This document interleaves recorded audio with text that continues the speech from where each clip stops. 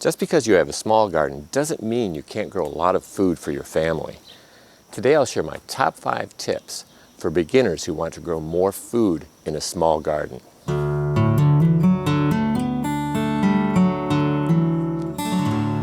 The first tip is to grow crops that produce high yields in a small amount of space. For example, tomatoes are not only a very popular crop, they also produce very high yields relative to the amount of space they take up when they're grown vertically.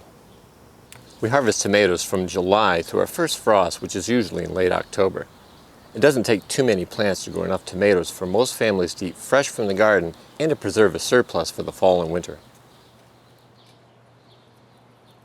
Peppers are another great example. We grow 2 pepper plants per 7-gallon grow bag, and they give us a continuous harvest from July through October in Zone 5. In warmer climates, you can harvest peppers much longer. Lettuce is another very popular crop that produces great yields in a small space. Loose leaf and bib lettuces grow the fastest, and you can start harvesting outer leaves well before the plants reach maturity. Lettuce can also be harvested using a cut and come again approach. Just cut the plants about an inch above the soil, and the plants will keep growing back after repeated cuttings until they're ready to go to seed. Another thing to consider is to grow crops that not only produce great yields in a small amount of space, but also don't take up space in your garden for very long. For example, radishes not only produce great yields in a small space, but they grow to maturity very quickly, so they don't take up space for very long, and we can plant something else after harvesting them. There are too many high-yielding crops to discuss in today's video in detail, so here's a list of some of our favorite crops that produce high yields in a relatively small space.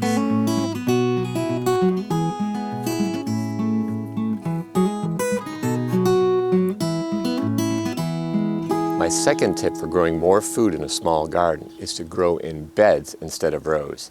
And when I talk about beds, I'm not only talking about raised beds. What I mean by a bed is a growing area that's wider than a traditional row, and the full width of the area is planted.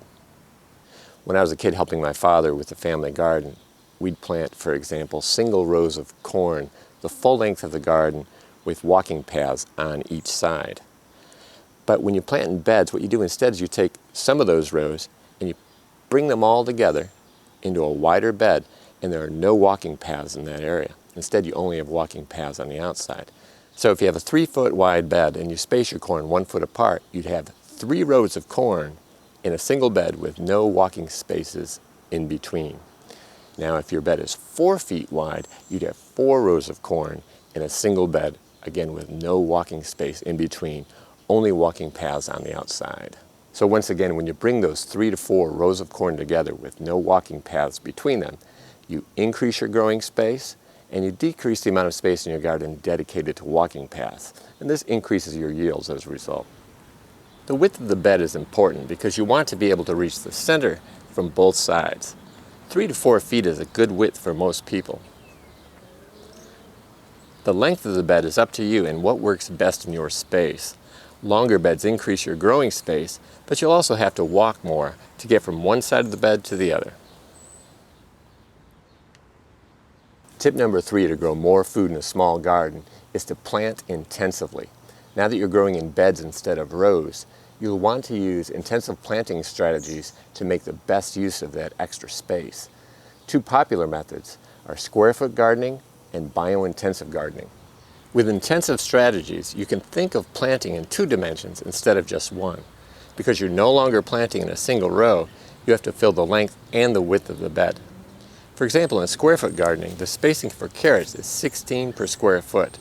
The spacing for lettuce is 4 per square foot, and onions are planted 12 per square foot. I can't cover all of the spacing recommendations today, but if you'd like to learn more about intensive planting strategies, 2 excellent books that I recommend are Square Foot Gardening by Mel Bartholomew and How to Grow More Vegetables by John Jevons. I've included links to those books in the description below. And here's a link to 2 videos I made that go into the topic of intensive planting in more detail. The 4th tip is to grow vertically. Some crops that take up a lot of space if allowed to sprawl around on the ground can be trained to grow vertically, thereby freeing up space on the ground for other crops. For example, this butternut squash plant will occupy roughly 32 square feet of vertical space when fully grown. If it was on the ground, it would take up all of one of our 32 square foot beds. But grown vertically, the plant only takes up 4 square feet of space in the bed, and we have room in the bed for tomatillos, beets, tomatoes, and more. You can grow vertically on fences, trellises, stakes, and more. We're currently using 4 different types of supports. We're growing pumpkins and beans on the hoops of our hoop house, tomatoes, winter squash, cucumbers, and beans on homemade metal trellises,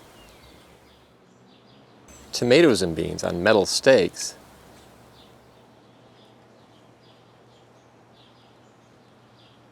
and sweet potato vines up a teepee trellis made of bamboo and twine.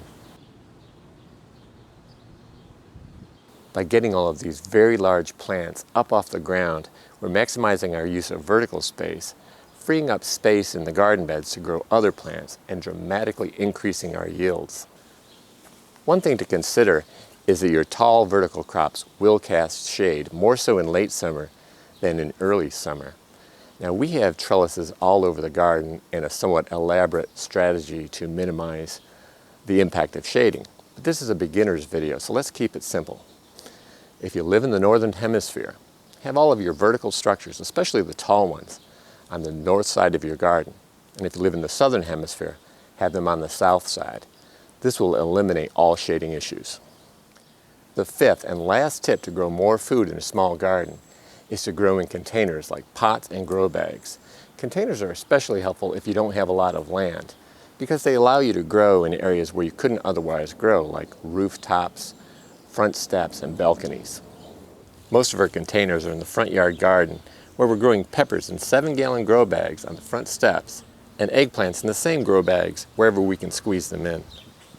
Obviously, without containers, we couldn't grow on the concrete steps. And the grow bags also allow us to grow in nooks and crannies in the yard where we don't have space for a raised bed. So once again, here are my top 5 tips for beginners who want to grow more food in a small garden.